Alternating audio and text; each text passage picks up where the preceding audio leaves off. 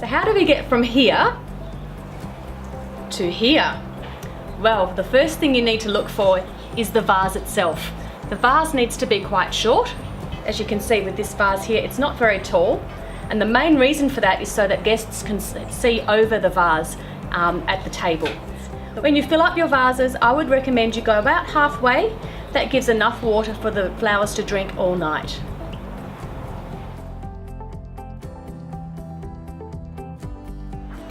You can use any style of foliage. I've chosen to use some eucalyptus today. The eucalyptus that tends to have a silver feel to it. I think it goes really nicely with the roses that we've chosen for this wedding.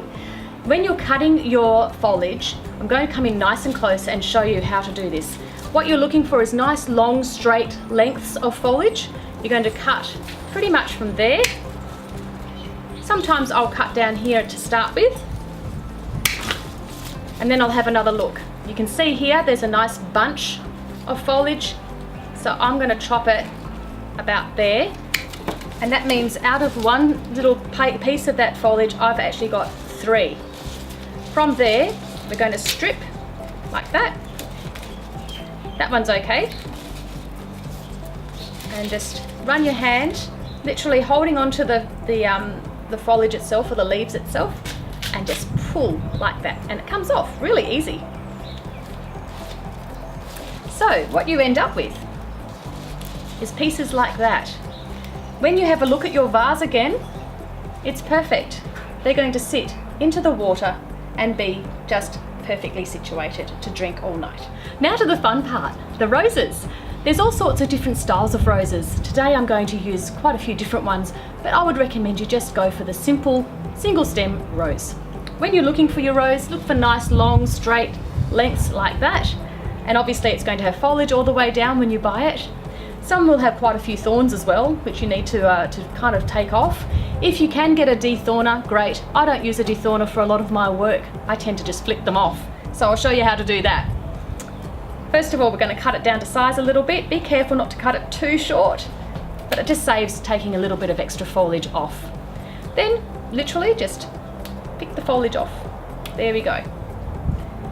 If there are thorns, let me see if I can show you nice and close here.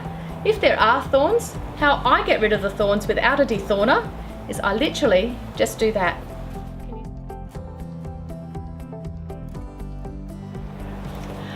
We start with one single piece of foliage and we just keep adding until we reach a nice base. The shape you're trying to create is a round shape. So pieces like that, if you put them on the side, like that, you can get rounder shapes.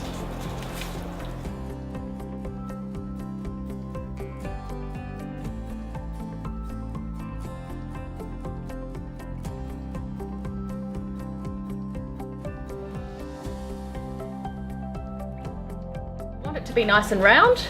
Your base is the most important part of the actual arrangement, because it's going to set the scene for where you place everything into it. So that's the sort of shape that you want to create, round and kind of round like that. Then we add in some filler. Today I'm using a thing called Andromeda. It's available in springtime in Melbourne. Beautiful filler. You can see there it's got a nice sort of feel to it. It flops a little bit, which is really nice for vases. If you can't find something like this, you can use other things. Gelatin wax is another nice one, or let me think what else you could use. Even just some more foliage just to drop like that is lovely.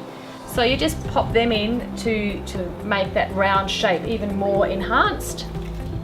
The second filler flower I've chosen for this particular arrangement is a sweet pea. Again, it's available in springtime, so I love spring. It's got all these wonderful flowers. As you can see, it's got this delicate hue about it. I love this, and it creates that round shape again. Just basically following that shape all the way through.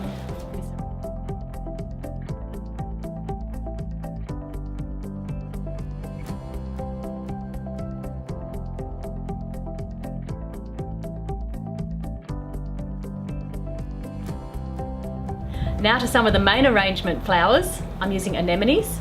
Again, it's a springtime flower. I like the anemones, they're really cute. They add a bit of a country feel, I feel, to the bouquet itself. Something that your guests will probably talk about because it's just a bit different. Here come the roses. I'm going to be putting the cluster roses together, and then I'm going to add in just some standard roses, which I've peeled back. It's a bit of a technique which is popular right now. So, if you find a spot that you can pop one side, then maybe put one on the other side just to balance it out, like that, keeping that round shape happening. Then the roses can be, if you look at it here, I would pop one maybe here, like that. I always pop one in the center. 5 is a good number because obviously it's going to make it look like it's all in the right shape. One there. And you're just popping it through.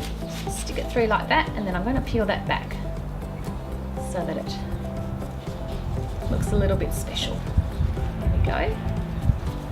Showing off those petals. That's 1, 2, 3, 4.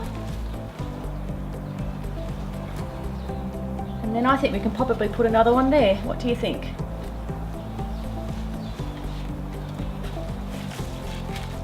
There we have it.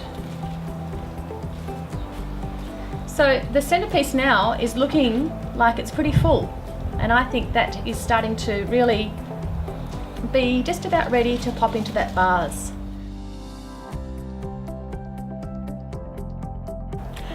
Right, the thing that I tie my bouquets with is the invisible bouquet tying material, and it's stretchy. I love this stuff. You can't see it at all, and it really doesn't hurt the flowers.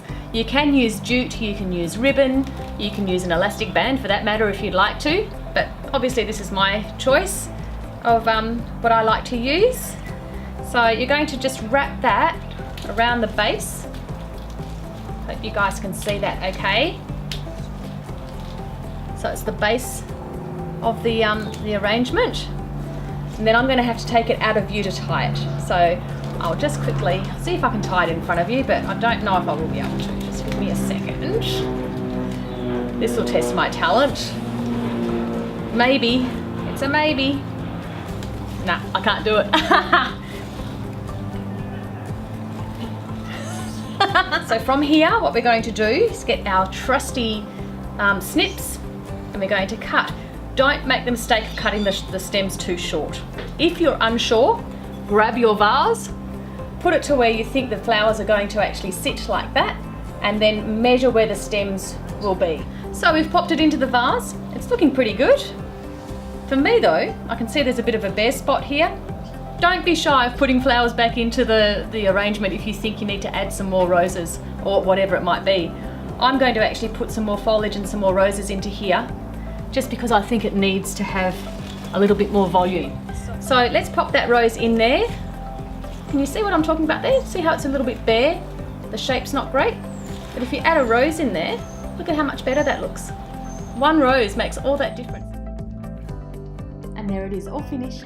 A lovely guest table centerpiece. Remember that you need a short vase, fill it halfway with water, and then follow the steps of my how to do it yourself wedding centerpiece video.